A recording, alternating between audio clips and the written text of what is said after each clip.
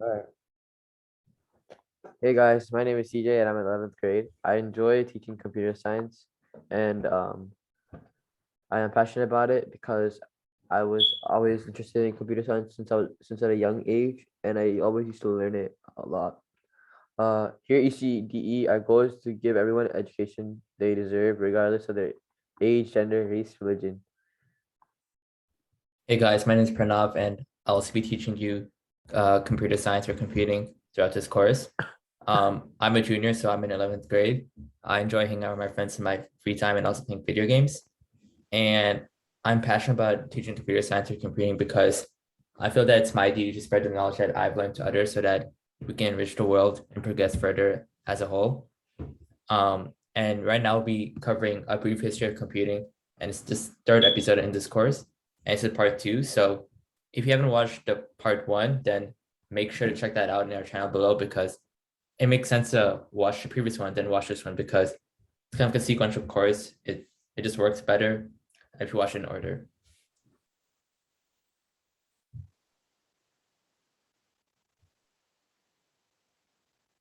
So here's the table of contents of what we're going to be going over today. So first of all, we're going to be doing a quick overview. Next, we'll be covering women in computer science, just spreading awareness about it because I feel it's not talked about much often. And then we'll be going over Moore's law, which is a key factor info that determines the progress of computer science. And lastly, we'll be having a quick outro.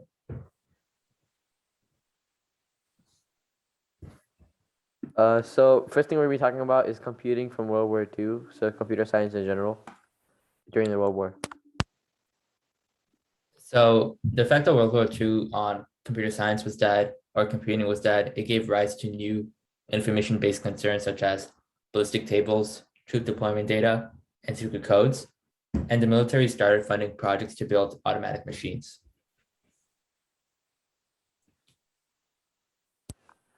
So Alan Turing was considered the father of modern computer science.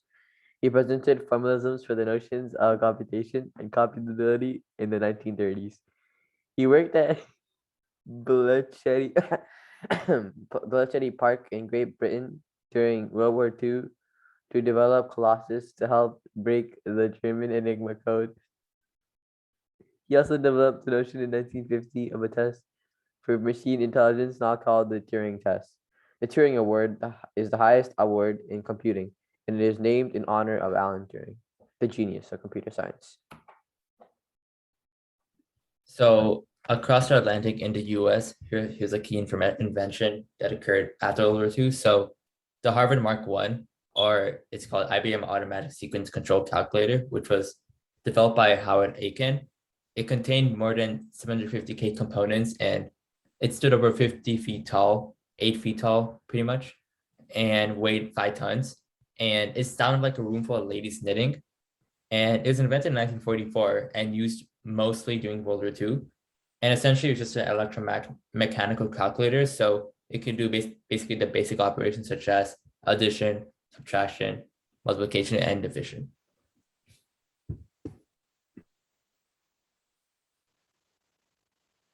Electromechanical computers were invented by Harvard, like in the Harvard branch, and they were called the Harvard Mark I.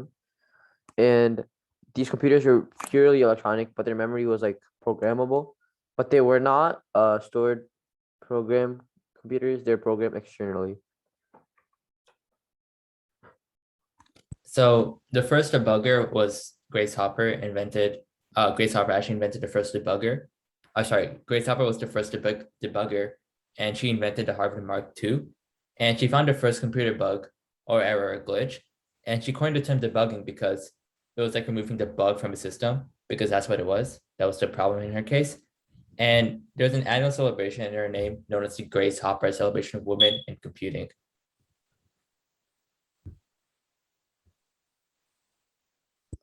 This is a chart of women and their CS bachelor degrees throughout 1970 to 2011. And as you can see, it hits a peak at around 1983. And after that, starts slowly experiencing decline. So here's just brief breakdown of von Neumann's architecture. So von Neumann developed this architecture that we still use today about how computers are organized or structured. So obviously in the middle, there's a CPU, which is basically where it executes its arithmetic and more. And there's an input and output, and there's also memory. And this is where programs are stored in memory, just like data.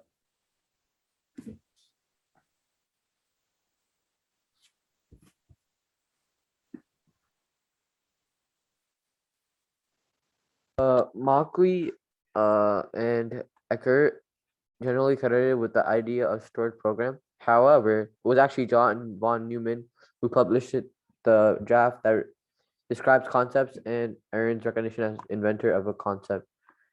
Von Neumann architecture was the first, was it was known as, and a first draft of a report of the EDVAC, and that was published in 1945.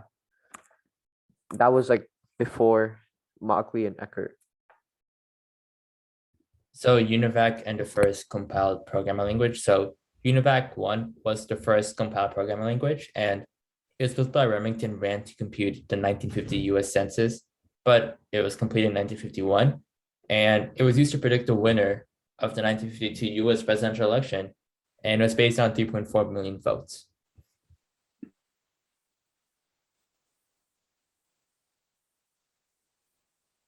So as time passed, people started slowly converting from vacuum tubes to transistors. It, these transistors were like very small and reliable, and the vacuum tubes are like very huge and like big. So no one really liked using them that much. So it was a really good like upgrade. So now into the integrated circuit. So as we just covered in the last slide, over time it shifted from vacuum tubes to transistors, and now it comes to the integrated circuit.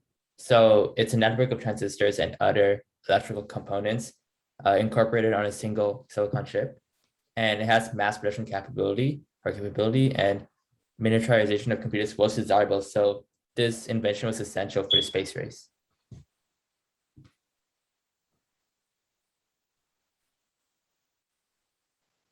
Robert Noyce and Jack Kilby are credited with the invention of the integrated circuit slash microchip. And Robert Noyce co-founded the Intel company, which is like a big CPU company today, in 1968. And Kilby, on the other hand, won the Nobel Prize for Physics in 2000. By mid 1970s, ICs or integrated circuits contained tens of thousands of transistors per chip. In 1970, Intel, led by Robert Noyce, created the first generally available DRAM memory chip. Today, you'll need more than 65,000 of them to put 8 megabytes of memory into a PC, meaning we have come very far since that.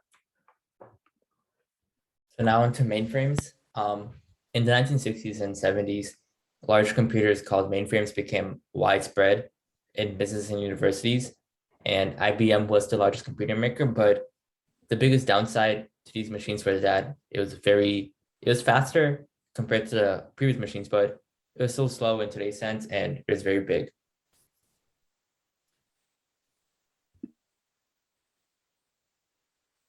The microprocessor, like a CPU, basically was invented by Intel in 1971, and it started becoming common in like very small like laptops and PCs that we use today. Now onto the modern and expensive personal computer, and this is sort of the inventions you see in present day. This is an example of one product of made by the iOS or Apple. So it's an M1 chip. It has 8 GB memory and 256 GB hard drive, and it's an Intel UHD graphics 630 OS X, and this comes to around a price of $700. And yes, this is costly, but keep in mind that this invention does pack a lot of it into it. It has a lot of useful features, and just keep in mind that 1 byte is equal to 8 bits. And that's why the GB is capitalized to signify that it's bits are bytes, not bits. Data is stored using bits. There's different types of bits. There's like 4 bits, 8 bits, 16 bits, and these are usually stored ones and zeros, known as binary. And one is a high pulse, and zero is a low pulse. So adding on to what TJ said, data is stored using bits. So basically the computers, they don't read exactly what we input. They actually convert that into bits because that's the only readable language that computers can read, otherwise known as binary. So let's suppose we want to type hi. The computer would in fact convert this to bits. So if you look at the chart here, for H and I, they each have a different encoding in bits. And that number or that length of zeros and ones is what the computer actually reads to interpret that to understand that we're actually saying hi.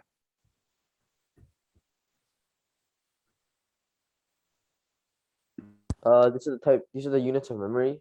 The smallest one is a byte, which you rarely ever see. Same thing with kilobytes, you'll rarely ever see these. The more common ones are megabyte and gigabyte, because these are like ones that we use every day when we're downloading movies or videos or video games when you're playing. Terabytes is like very massive, and there are 1,000 gigabytes, so you would very rarely use them, but that might be the overall storage of your PC or laptop. And petabytes are never used ever, but they're very big. They're like 1,000 terabytes. So here's a few examples, just based off the information we just covered in the previous slide. So how many bytes can be stored in a 4 GB flash drive? So essentially, it would be 4 times 2 to the power of 30 bytes, as denoted in the last slide. So essentially, that would just be 4 times 10 to the power of 9 bytes. And how many bytes per second is 16 Mbps cable modem connection? And if you just do the calculations, as you see on the screen, it just comes around to 2 times 10 to the power of 6 BPS. And just keep in mind that when you are solving these type of problems, pay attention to whether the B in GB or Mbps is capitalized or lowercase, because if it's capitalized, it means it's a byte. So a byte has 8 bits, but if it's lowercase, then it indicates a bit, which is way smaller than a byte.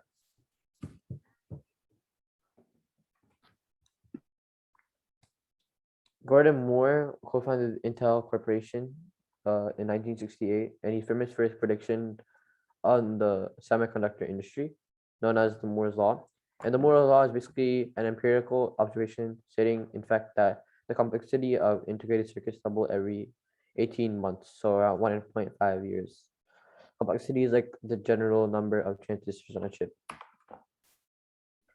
So this is a graph showing the trend of complexity or number of transistors on a chip the past year or decade or a few decades. And as you can see, Moore's law is pretty much bang on. It pretty much almost exactly correlates to the progress that has been happening in the past few years or decades. But as you can see, it was valid until around like 2000, but now our rate of increase is actually much, much higher than Moore's law. But maybe we can catch up, but we don't know because as of right now, it looks as if we have no boundaries when we're progressing with complexity.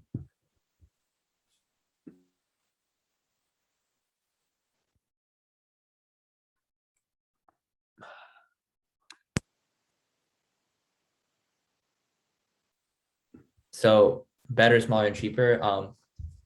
This is basically the computing power and related components of the digital revolution, including memory, displays, sensors, digital cameras, software, and communications bandwidth, continue to get faster, cheaper, and smaller, roughly at the pace more anticipated. This is basically demonstrated by the graphs in the past few slides. Up next, we're going to start doing some basic programming like Python. And yeah. Thank you for watching. Make sure to like, subscribe, and comment down below. And we'll see you next episode.